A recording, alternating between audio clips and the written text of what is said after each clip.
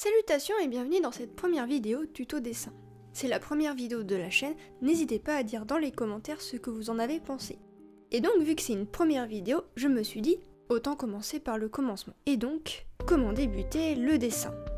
Étant autodidacte, tout ce que je vais apporter dans mes vidéos sera principalement issu de mes expériences. Mais si tu as envie d'écouter les conseils d'une random sur YouTube, alors bienvenue sur ma chaîne. Donc revenons à nos crayons. Ok, tu as envie d'apprendre le dessin, mais commençons par le commencement. On a besoin de quoi? Si tu as un cahier de maths, un cours ennuyant et un crayon sous la main, c'est parfait.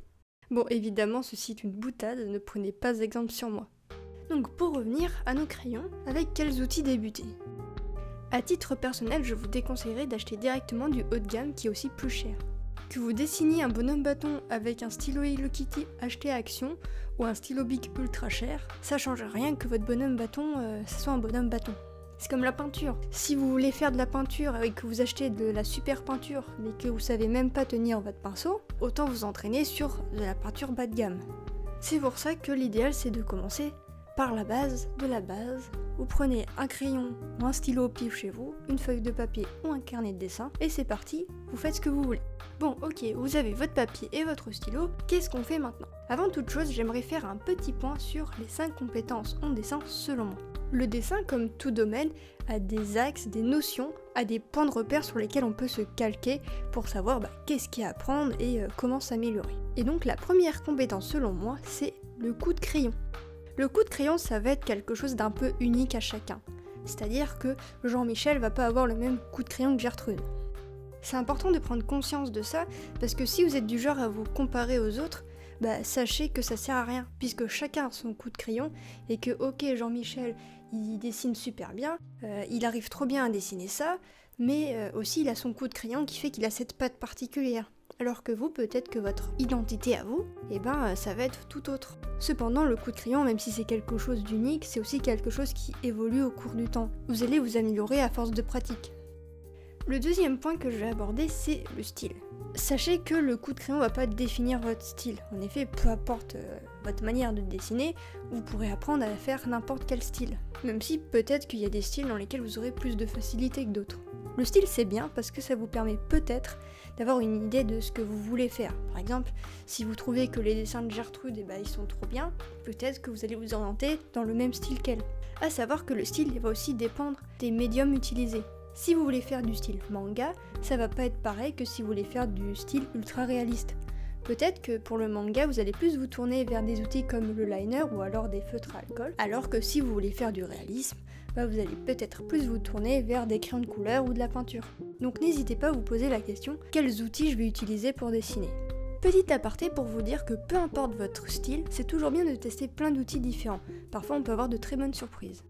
La prochaine compétence, c'est l'anatomie. Quand je dis anatomie, je ne parle pas que du corps humain, mais de tout corps vivant en général. Donc ça englobe aussi les animaux. Donc l'anatomie, c'est un petit peu un point qui est compliqué pour pas mal de gens, parce que c'est un point théorique, comme l'espace, mais ça sera le point suivant. L'anatomie, ça demande pas mal de pratique, et aussi pas mal de connaissances.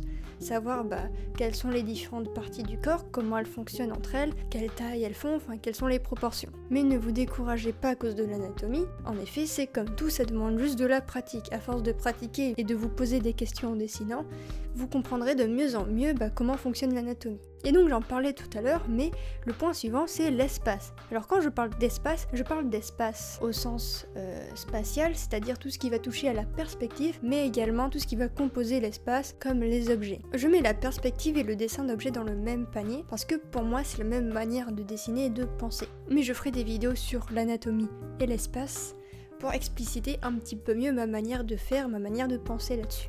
Et le dernier point que je vais aborder, c'est le réalisme.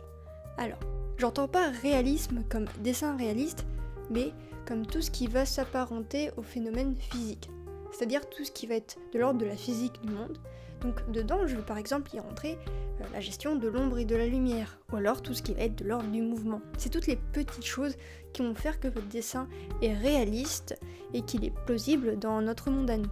Pour conclure sur cette partie sur les connaissances, l'idée derrière ça c'est de vous montrer des points, des aspects du dessin sur lesquels vous pouvez vous appuyer pour vous améliorer ou pour commencer à apprendre. Personnellement, j'utilise ces points-là comme repère, c'est-à-dire que quand je vais regarder un dessin, je vais me dire « Ah ouais, là, l'anatomie et tout, elle est éclatée au sol », ou alors « Ah, j'ai bien réussi et tout à gérer les ombres, la lumière, etc. » Ces notions vont servir de points de repère pour pouvoir évoluer et s'améliorer. Maintenant, on a un petit peu vu quels outils et quels sont donc les axes sur lesquels vous pouvez vous appuyer pour commencer, pour pouvoir apprendre. Mais concrètement, qu'est-ce qu'on fait dans la pratique ?